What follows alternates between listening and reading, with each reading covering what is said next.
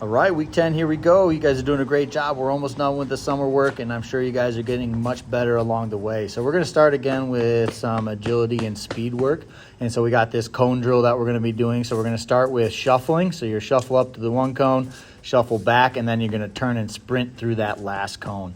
And so you're going to go one direction, and then you're going to flip over, and then you're going to go facing the other direction just to work on the other side of your body.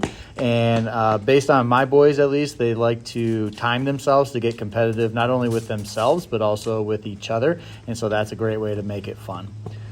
Now today we're going to be doing a lot of combination drills. So we're going to be doing like ball handling and finishing and ball handling and shooting all at the same time. So to make it more game-like. And so we're going to start with a straight line cone drill. And so the first move that we're going to do is we're going to do a cross-cross. So in between every single cone, we're just going to cross over twice. So we're just doing a cross-cross. You're going to want to have about 5 cones or so if you want to make it a little bit more challenging. Obviously, you can add more cones. If that's too much of a challenge for you, you can always eliminate a couple cones as well. And we're going to shoot 5 on either side.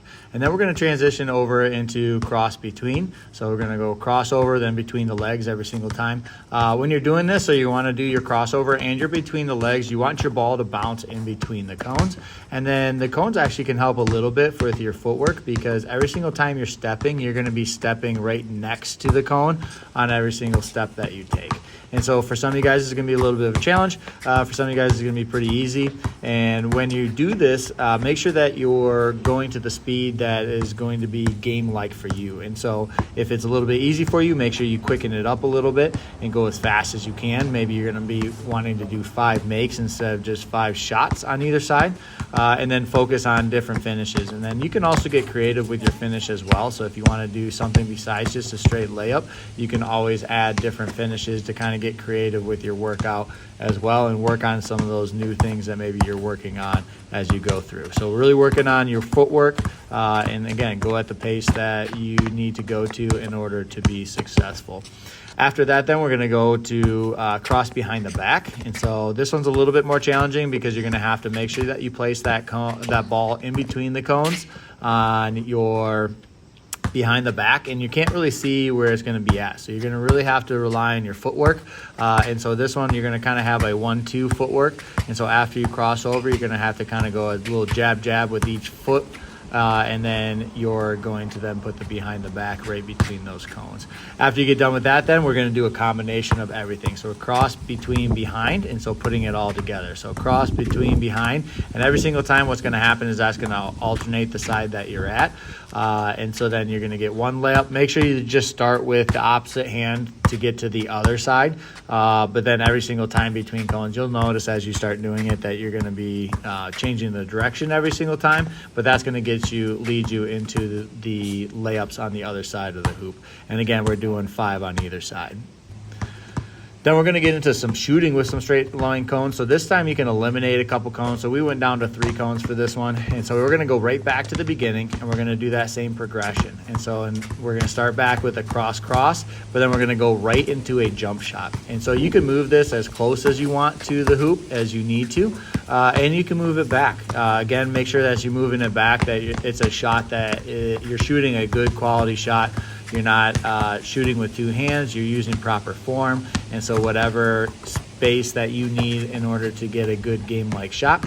Another variation of this too, if you're going through this and you want a different variation, you don't have to go straight in front of the hoop either. You could go from the wing if you'd like to kind of get different angles at it. After the cross, then again we go to the cross between, and so we're doing the same thing. And so we're just going to go through those 3 cones, and then we're going to get into a jump shot after that. And then we're going to go again, work our way through the whole progression. And so in this one, we're going to shoot 5 on either side. And so do 5 on the right side, 5 on the left side, and then you're going to move into the next move. And so after this, we're going to get into the cross behind the back, and then we're going to get into, again, the combination of cross between behind for all of those. So I'll let you guys watch this if you want to. If you kind of got the idea of what it is, then you can skip to the next drill if you need to as well.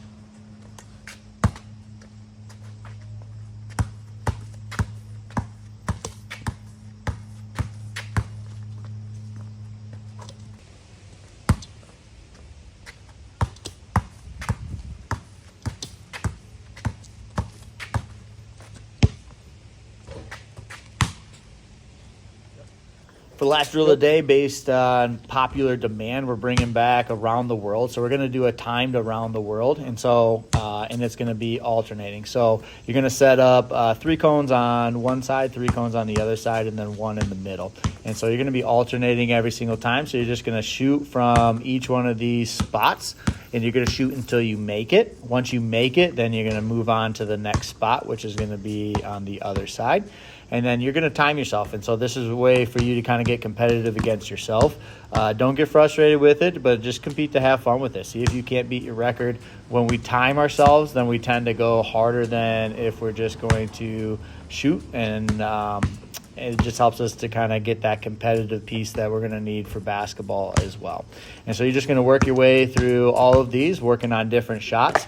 If you need to move the cones closer to the rim, you can do that. If you need to move them farther away for your personal shot, you can. Even for you older middle school students and players, if you want to move it back to the three-point line, you can do that as well. But again, make sure that we're getting good quality shots in there. Quality shots are much better and will help you in the long run over having bad form. So make sure form beats everything. Form is even better than making shots, having great form, because that's going to be how you're going to become an elite shooter as you continue to progress in your basketball career. So keep having fun with it. These I know it's starting to feel like fall out there.